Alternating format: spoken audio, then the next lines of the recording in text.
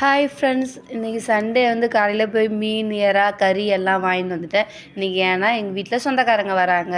எங்கள் வீட்டுக்காரோட தாய் மாமா வீட்டில் வந்திருந்தாங்க. அதில் மீன் குழம்பு வச்சு எடுத்து வச்சாச்சு. அதுக்கப்புறம் வந்து சிக்கன் கிரேவி செய்கிறதுக்காக எல்லாம் வதக்கிட்டு தண்ணி ஊற்றி சிக்கன் கிரேவியும் செஞ்சு எடுத்து வச்சாச்சு. இன்றைக்கி வந்து சிக்கன் கிரேவி எறா கிரேவி. இப்போ எறா கிரேவி ஒரு சைடு வந்து அது வதக்கி எறா போட்டு அதையும் எறா கிரேவிக்கும் செஞ்சாச்சு. ஏன்னா இன்றைக்கி மட்டன் பிரியாணி தான் செய்ய போகிறேன். அதுக்காக வந்து எல்லாமே தொக்கு மாதிரி செஞ்சாச்சு. சரி, பிரியாணிக்கு வச்சு சாப்பிட்டுக்கலான்னு சொல்லிட்டு எல்லாமே எடுத்து ஒரு பக்கம் சிக்கன் கிரேவி ரெடி ஆகின்னு இருக்குது. இந்த எறா கிரேவியும் ரெடி பண்ணின்னு இருக்கேன்.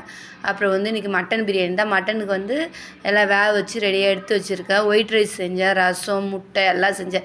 எல்லாம் அதுக்குள்ளே கெஸ்ட்லாம் வந்ததால் என்னால் வீடியோ பிடிக்க முடியல. இது மட்டும் தான் பிடிக்க முடிஞ்சது. ஏன்னா வந்துட்டாங்க அவங்க ஒரு 11 மணிக்கெலாம்.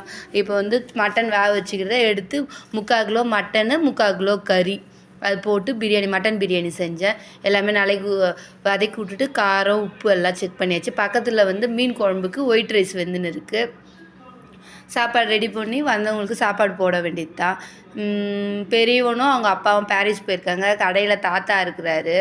அதுதான் இன்றைக்கி எங்களோட சமையல். காலையிலேருந்து இந்த சமையல்லாம் நடந்துன்னு இருக்குது. காலையிலேருந்து செஞ்சிடறேன். காலைல 6 மணிலேருந்து எல்லா பொருளும் போய் வாங்கின்னு வந்துட்டு சமையல் வேலை செஞ்சுன்னு இருக்கேன். எல்லாமே ரெடி பண்ணிவிட்டு அவங்களுக்கு சாப்பாடு போட வேண்டியது தான்.